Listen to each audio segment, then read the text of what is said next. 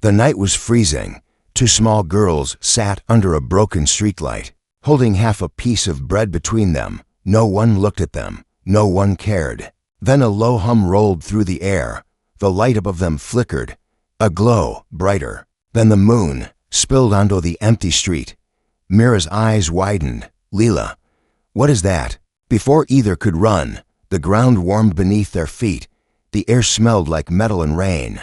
Shadows moved inside the light tall shapes, watching. And then, the girls were gone. The bread hit the ground. The streetlight went dark. And the world never saw them again. Not for 10 years. The night was colder than anyone remembered.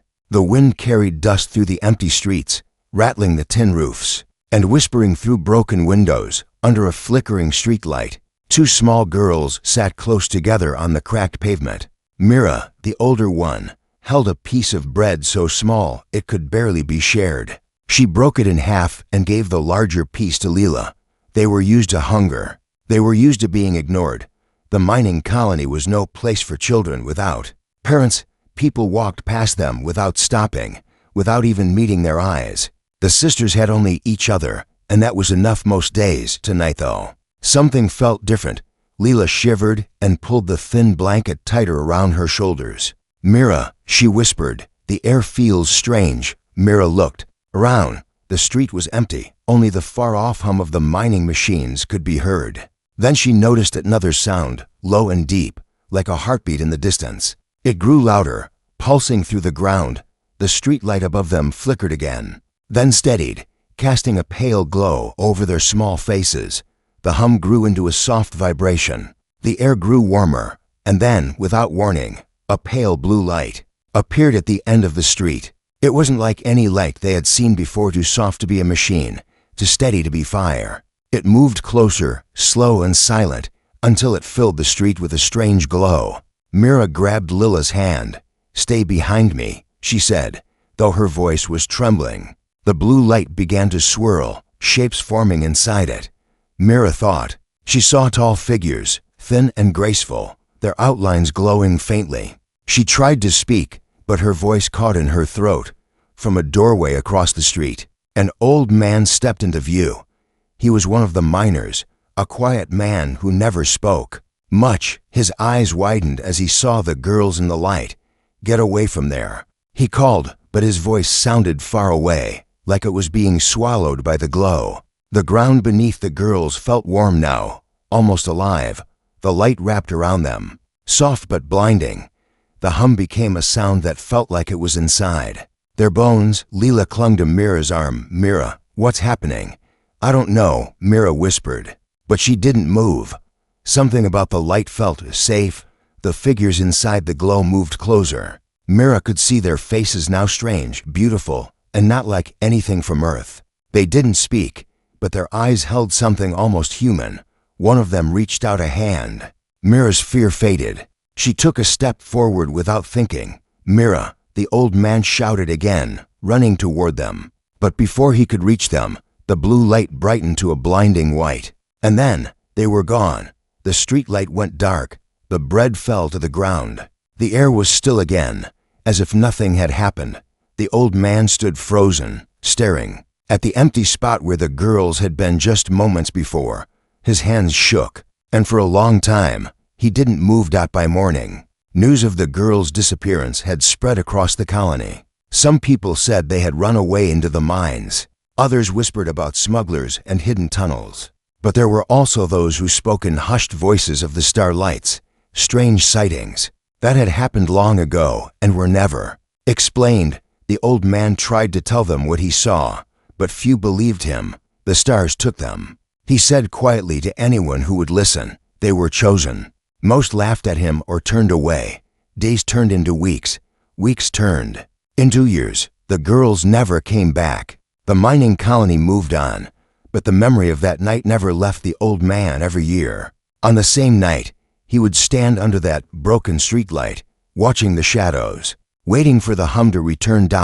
And though no one else noticed, sometimes, just sometimes, the air would feel warm again. 10 years had passed since that strange night. The mining colony had changed in some ways. New metal buildings stood where old shacks once leaned, and the streets were cleaner. But in other ways, it was the same long work hours, the same tired faces, the same feeling that the rest of the galaxy had forgotten this place. The old streetlight still stood, though it no longer worked. Most people had stopped thinking about the two girls who vanished, except for the old man who had seen it happen.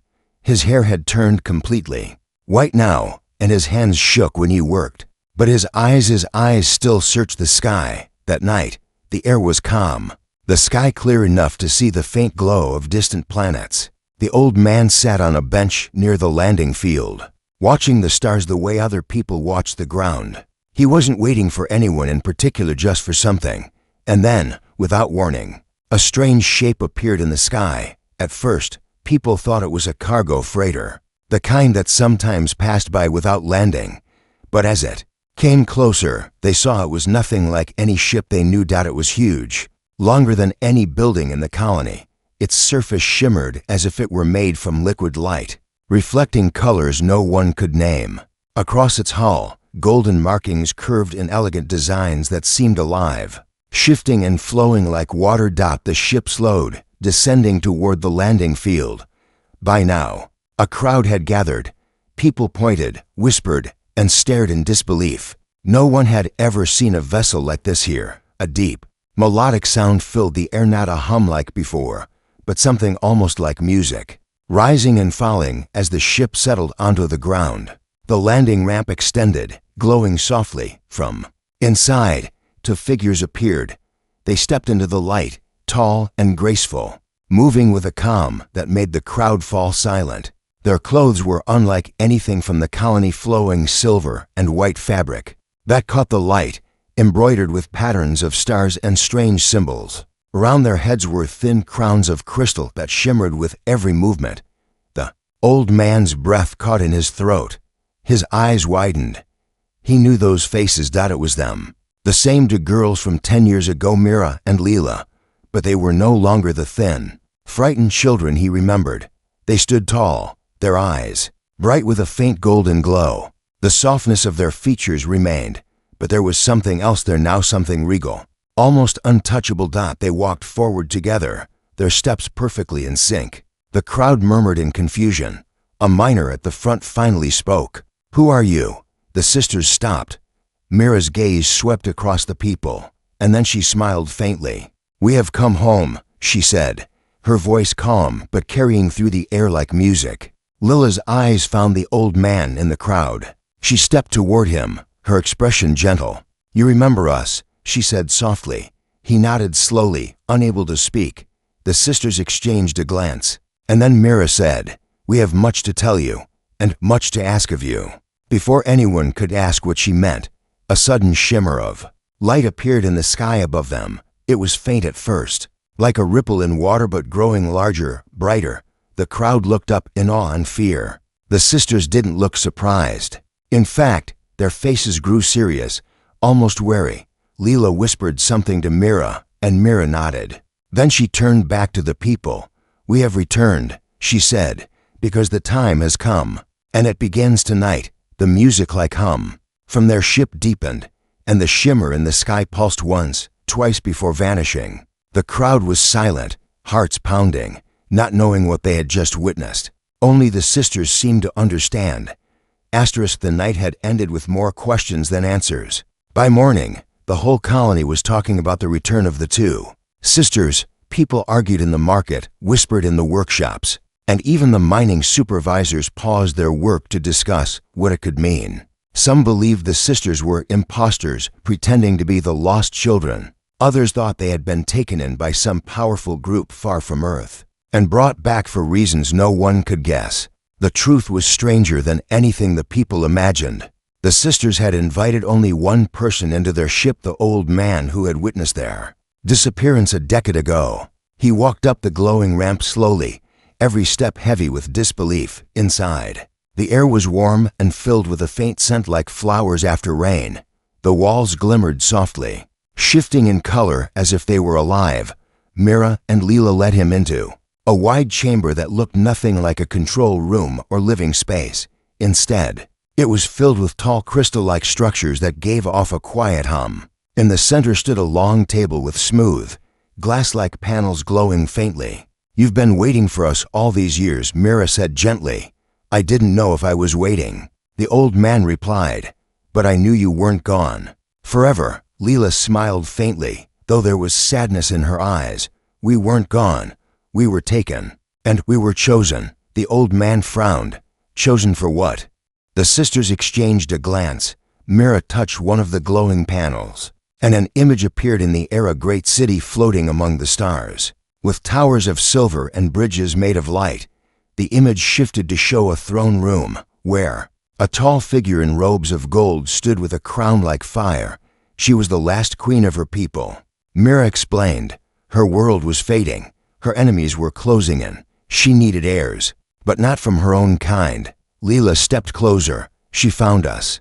To lost children with no one to fight for us, no home to return to. She took us to her world. And she raised us as her daughters." The old man's eyes moved between the two of them. "Daughters of an alien queen." Mira nodded. "When she died, she left us everything, her people, her throne, and her enemies." The room grew still.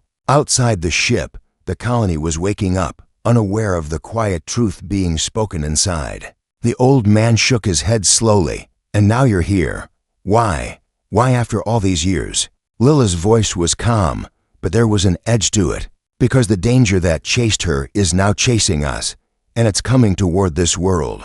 Before he could respond, the ship's walls pulsed with a deep tone, and a new image appeared in the air, dark shapes moving through the stars, their outlines sharp and jagged, like claws stretching across space.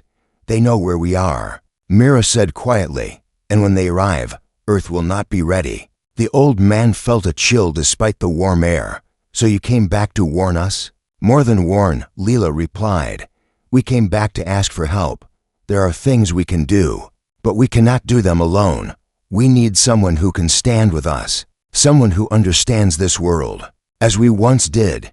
The old man looked between them, feeling the weight of their words. He wanted to ask what exactly they expected him to do, but before he could, the ship gave a soft chime. Mira glanced toward the doorway. "They're here," she said. The old man's brow furrowed. Mira's gaze was steady. "Our guards, and they must meet you before we speak further." The doors slid open, and two towering figures entered, their armor gleaming with the same royal crests as the ship. Their faces were hidden behind smooth, silver masks, and their steps were silent on the polished floor. The old man realized then that whatever journey had changed these two girls, it had only just begun for him. The guards stood like statues, their silver masks reflecting the soft light of the chamber. They bowed slightly to the sisters, then glanced at the old man without speaking. Their movements were precise, almost perfect, as if they had been trained not to waste even the smallest motion. Mira gestured for the old man to follow, and they walked deeper into the ship. The corridors curved gently, their walls shifting from silver to pale blue as they passed. It felt less like walking inside a machine and more like moving through a living creature that breathed quietly round them. They entered a circular room where the floor was made of transparent panels. Beneath them, space stretched in every direction, the stars shining like scattered gems. In the center of the room was a large sphere of light, slowly turning as the old man watched. It shifted into a map of the galaxy. Bright points marked different star systems, and thin golden lines connected them. But here and there, the gold lines were broken, replaced by dark red cracks that spread outward like fractures in glass. Leela stepped forward and touched one of the red cracks. The map zoomed in, revealing a cluster of ships shaped like black blades, gliding silently through space. "They are called the Veer," Leela said, her voice steady. "They were the ones who hunted our queen for decades. She escaped them only long enough to raise us. Now they know we exist." Mira's hand moved over the sphere, and the map shifted again, showing a path that led directly toward a small blue planet Earth. Their goal is simple, and the royal bloodline. Destroy anything that might protect it. And if they reach this planet, they will not stop with us. The old man's gaze was fixed on the glowing blue dot. Then we have to stop them before they get here. Yes, Mira said softly, but there is a problem. The Veer command technology that can break through almost any defense. The only weapon that can match them was hidden long ago, locked behind an ancient seal. The key to that seal lies in our blood. The old man frowned. If it's your blood they're after, won't opening the seal make you a bigger target? Lila's eyes met his. We are already the target. The difference is if we do nothing, everyone else becomes the target too. The room fell silent, except for the low hum of the map outside the transparent floor. The stars shifted as the ship slowly turned. The old man could see the faint curve of the colony's planet far below, its surface dotted with tiny points of light from the settlements. A soft chime broke the stillness. One of the guards touched a panel on their wrist, and an image appeared above the sphere. Dozens of dark shapes approaching from the edge of the map. They moved slowly, but their direction was clear. They've crossed into the sector. The guard's voice was low and even, though the mask hid any expression. We estimate 7 days before they reach orbit. The old man's chest tightened. 7 days? That's not enough time to prepare. It's enough time to decide, Mira said, her tone calm but firm. Once we begin the process of unlocking the seal, we cannot stop, and the Veer will come for us the moment they sense it. Leela stepped closer to him. We asked you here because we need someone to speak for us. The people of this world will not trust us easily, but they might trust you. The old man hesitated, the weight of her words pressing down on him. He had lived his whole life in this quiet, forgotten colony. He had never imagined standing between two worlds, let alone helping to defend one from an enemy he had only just learned existed. He looked from Leela to Mira, then to the vast starfield beneath their feet. Finally, he nodded. Tell me what I have to do. A faint smile touched Mira's lips. Then it begins. The sphere in the center of the room flared brighter, casting gold light across their faces. Somewhere deep within the ship, a new sound began, a slow, rising tone that carried both promise and warning. And in the distance, far beyond the reach of human eyes, the Veer continued their silent approach. The tone inside the ship continued to rise, a low, steady hum that seemed to come from the very walls. It wasn't loud, yet the old man could feel it in his chest, as if the ship itself was preparing for something important. The sphere in the center of the map room shifted again, now showing an image of a vast chamber filled with floating crystal pillars. In the middle of that chamber was a single platform, glowing faintly. That, Mira said, pointing to the image, is where the seal is hidden. It's on a world far from here, a place our queen called the sanctuary. The path to it is dangerous. Only the blood of the royal line can open its gates. The old man studied the image. And when you open it, what will you find? Leela glanced at her sister before answering. A key, not a weapon itself, but something that can control the weapon. Without it, the Veer will break through our defenses. With it, we have a chance. The old man nodded slowly, but then frowned. If this place is so far away, why return to Earth at all? Why not go straight to it? Mira's eyes softened. Because once we start, the Veer will follow. We didn't want to lead them directly to the key. We needed to be sure someone on Earth would be ready, someone we could trust if we fail. The old man felt the weight of her words. He didn't know if he was the right person, but it was clear they had already decided. Suddenly, the soft hum of the ship was broken by a sharper sound, a chime, urgent and steady. One of the guards spoke quickly, their voice calm but firm. A transmission. They know you are here. The sphere flickered, and an image appeared in the air above it. A figure stood cloaked in shadows, only the faint outline of their sharp, angular armor visible. The voice that followed was smooth, cold, and without emotion. Royal blood. The figure said, "You cannot hide. Hand yourselves over, and we will spare this world." The old man felt a chill. The way the voice spoke made it clear the promise was empty. Mira took a step forward. "You will leave this world untouched," she said firmly, "or you will answer for what you've done to ours." A low, almost mocking laugh echoed through the transmission. "You speak as if you have a choice. 7 days, royal daughters. After that, your sky will burn." The image vanished, leaving the sphere glowing faintly once again. Leela turned to Mira. We can't wait. If we do, they'll surround the planet before we even reach the sanctuary. Mira nodded. Then we leave tonight. The old man looked between them. If you leave, what happens to us? What happens to Earth? You'll have warning, Mira said, and you'll have the knowledge we've given you. But if we succeed, they'll turn back before they ever reach here. The decision hung in the air like a weight no one could lift. The old man realized the choice they were making wasn't just dangerous, it might mean they would never return. The sisters walked toward the door, their steps steady but quiet. As they reached the corridor, Leela paused and looked back at him. If we don't return, promise me you'll tell them the truth. Tell them we didn't run. Tell them we fought for them. He met her gaze and nodded. I promise. The ship's engines began to hum louder, a deep sound that seemed to roll through the entire structure. Outside the windows, the colony's lights looked small and fragile against the vast darkness of space. As the old man stood there, the realization sank into night. The sisters would leave not as the hungry children who vanished under a broken streetlight, but as something far greater, and somewhere beyond those stars, the Vir were already moving. To stop them, the stars outside the viewing deck drifted past slowly, each one a silent witness to the journey ahead. The ship glided through space with a grace that seemed almost unreal, its movements so smooth that it felt as if the universe itself was carrying it forward. Inside, the corridors were quieter than before.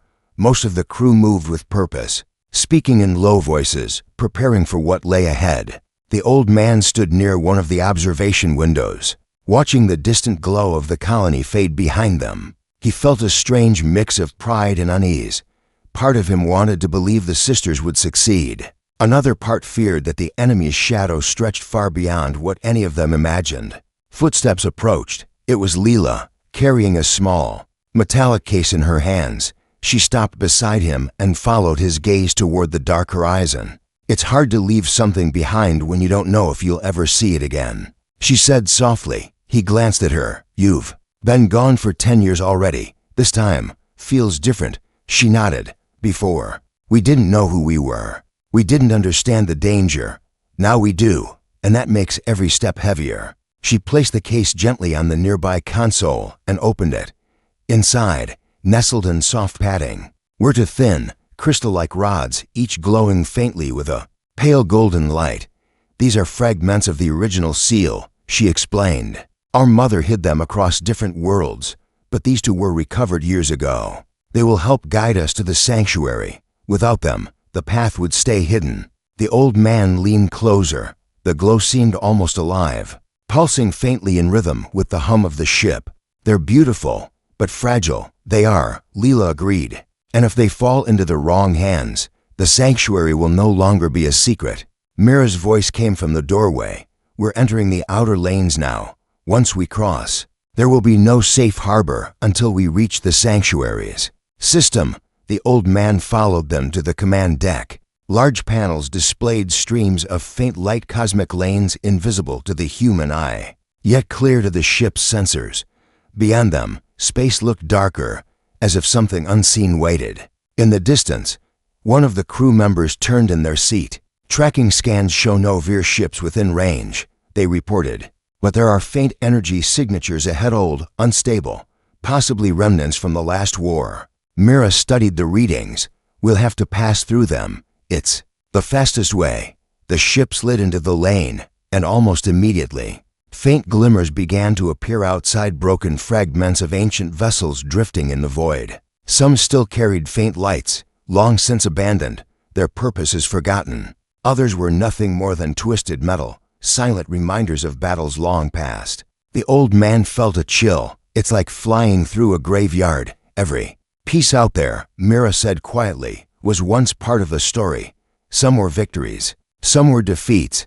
All of them remind us why we keep moving. As they traveled deeper into the lane, the glow of the crystal rods began to shift, changing from pale gold to a warmer, richer light. Leela leaned forward, her eyes narrowing. It's reacting. The path is close. Suddenly, a soft chime sounded. Across the deck, the pilot's voice was calm but urgent. Unidentified object, bearing to 7-1. No transponder. Moving fast, the old man's heart quickened. Veer, too small for a warship. The pilot replied, but it's following our exact course. Mira exchanged a glance with her sister. They've found us sooner than expected. Leela placed the rods back into their case and closed it. Then we reached the sanctuary before they do. The ship's engines surged, and the stars outside began to blur, somewhere in the distance. That faint, fast-moving object followed, silent, patient, and unyielding. The old man didn't know what waited at the end of this path, but he understood one thing: whatever was chasing them had no intention of turning back.